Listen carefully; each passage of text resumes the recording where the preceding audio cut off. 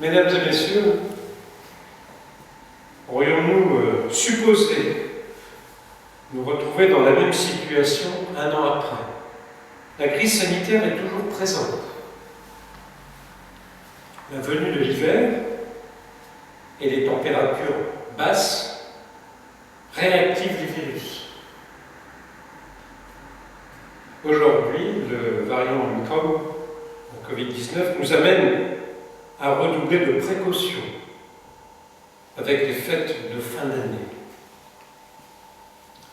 Pas de cérémonie de vœux, donc pas de moment convivial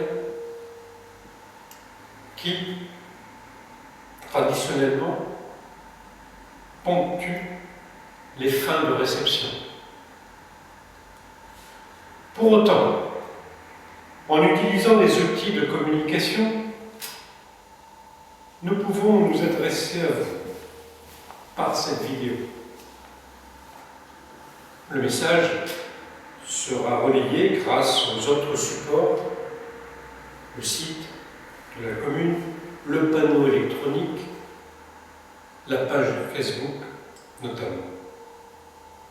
Un document papier sera aussi distribué toute boîte en début d'année. L'accalmie de cet été aura fait redémarrer un peu de vie associative, sportive, culturelle, voire ludique. Heureusement, grâce à la vaccination et à cette immunité collective si importante, nous pourrons en tout cas, nous l'espérons, retrouver des conditions plus normales de fonctionnement. Avec mes collègues et amis du conseil municipal, nous avons fait en sorte de compenser, de trouver des pistes de substitution pour continuer d'avancer. Exemple, par rapport à la distribution du colis des aînés. Cette année, nous avons intégré les aînés de 65 à 69 ans pour compenser aussi l'annulation du traditionnel repas des aînés. Dans le même contexte, nous nous projetons vers 2022. Plusieurs gros chantiers sont sur les rails, qui actuellement font l'objet de demandes de subventions, tant au niveau de l'État, de la région, du département, et aussi de la Fédération départementale d'énergie. Premier dossier, l'aménagement du chemin du Marais. Le nom vous étonnera peut-être. C'est le chemin qui longe l'Escarpe. À partir du pont situé à côté de l'église, jusqu'à la sortie, rue Léonard.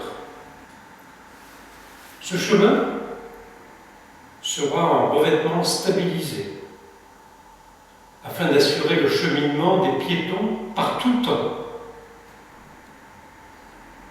L'éclairage public qui sera prévu vise à privilégier une utilisation tout le long de l'année. Autre dossier, l'augmentation des effectifs en périscolaire nous amène à prévoir une extension sur le site de la médiathèque. Ainsi, grâce à une augmentation de surface de plus de 100 mètres carrés, l'ensemble des activités pourront être regroupées. Nous disposons du foncier disponible, nous permettant de conserver l'unité des activités sur ce secteur. Troisième dossier sur les rails, le gros dossier de l'Église devrait pouvoir commencer à voir un début de travaux d'ici l'automne 2022. 3 phases sont prévues pour cette restauration. Le chœur, le clocher et la façade occidentale, la nef, sans oublier bien sûr le chauffage.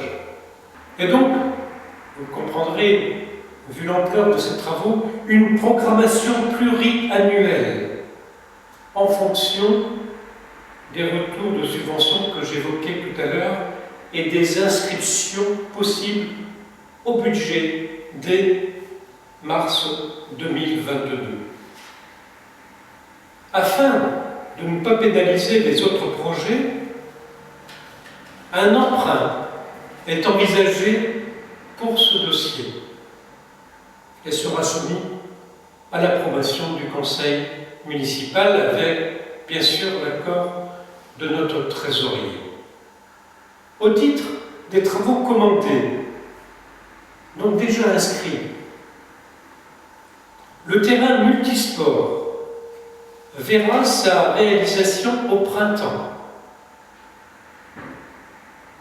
Situé à proximité de l'aire de jeu à dos et de l'aire de fitness, il permettra à un large public de s'adonner à différents sports sans être pour autant licencié d'une section sportive.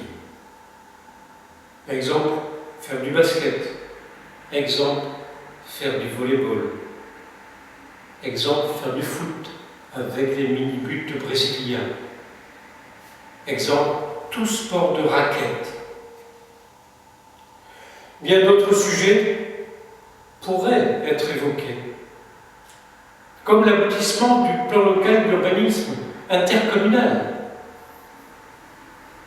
qui permettra de se projeter dans les 10 ans à venir, sans oublier les problématiques de ruissellement et d'érosion. Dans ces domaines, la commune travaille avec l'intercommunalité qui, au titre de la loi, en a les compétences. Le développement économique fait référence au développement de la zone d'activité, mais concerne aussi le maintien, voire le développement du commerce de bourg.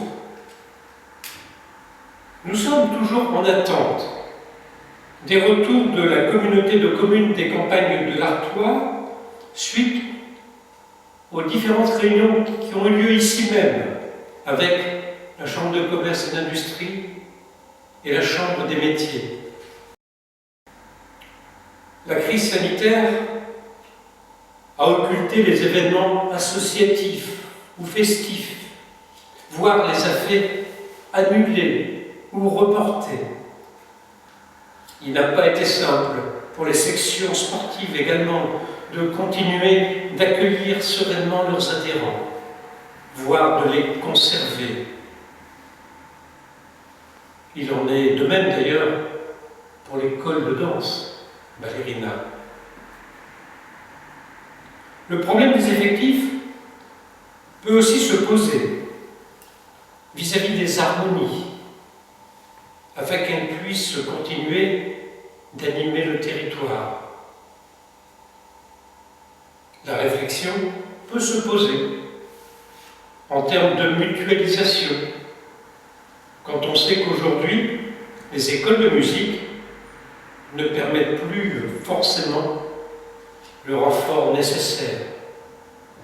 L'axe Avesnes-Aubigny, via la RD 939, et les communes qui la jalonnent, peut-être une idée à creuser pour cette partie du territoire et son identité.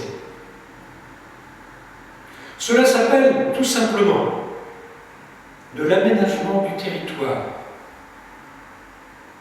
Et nous savons que sur ces politiques, le département, notamment, restera notre interlocuteur privilégié, comme l'aime à le rappeler le président de l'Assemblée départementale.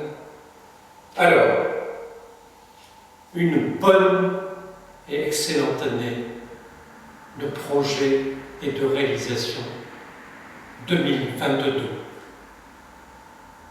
Merci à vous.